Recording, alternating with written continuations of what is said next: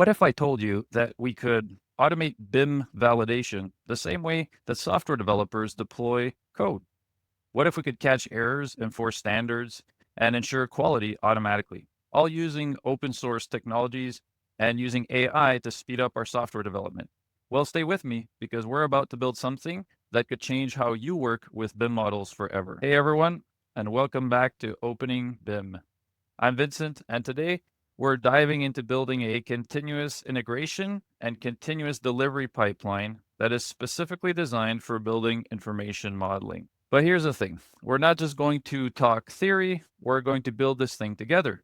And I'm taking you along for the ride. Over the last 2 to 3 years, we've witnessed something incredible happening in the BIM world. Open BIM technologies have been advancing by leaps and bounds. We're talking about more mature, more robust tools, standards such as IFC standards that are more reliable, more consistent. We're talking about tools that are open source, like IFC OpenShell or that open company's framework called Fragments. We're talking about information delivery specification or IDS, BCF for collaborative issue management. And at the same time, we have this other game-changing technology, AI-powered coding tools that are becoming incredibly practical and useful. We're not talking about simple autocomplete anymore. We're talking about tools that can help us build complex enterprise-grade solutions that would previously have taken entire teams several months to develop. The barrier for entry to creating sophisticated BIM tools has dropped dramatically. And now we can do things in a few days or weeks that may have taken months or even years previously. And that's exactly what we're going to do together. What are we going to be building?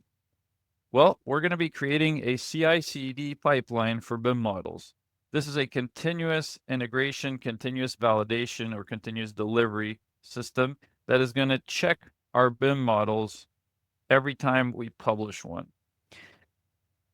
If we look at this in terms of a diagram, you can imagine here that we would upload a model. The model will get sent to a model validator that will check certain things. If the checks pass, it'll get a green light and we can deploy or publish it somewhere else. If the test does not pass, we'll generate a BCF issue and notify the team so that they can fix the issue and go back through that process.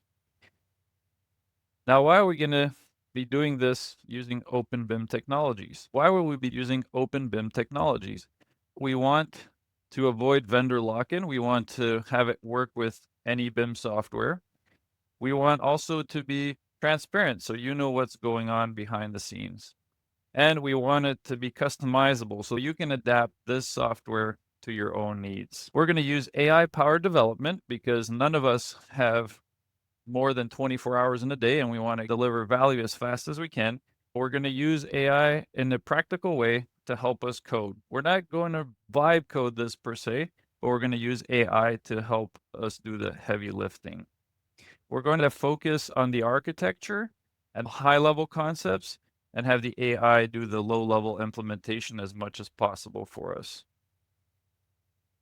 So, what are we going to build? We're going to build an automated BIM validation system that can check your models using an IDS specification and then create BCF issues if there are any. We're going to try to make this production ready so that you could deploy this on a potential project that you're currently working on. We're going to build a real solution, something that you can actually use and deploy anywhere as long as you have a simple server. We're going to do real development. So these videos will be longer than the ones I've done in the past. We're not going to do shortcuts and edit out the complicated parts. We might even do some live streams if that's something that interests you, and walk you through the whole process of brainstorming, generating the code, etc., and setting up our development environment. We're going to learn through iteration. This is not going to happen overnight. This is going to be an ongoing process that we can iterate on. Subscribe to this channel to see the full series come out as the episodes appear, and comment with your future ideas. Do you want to see us do live coding sessions?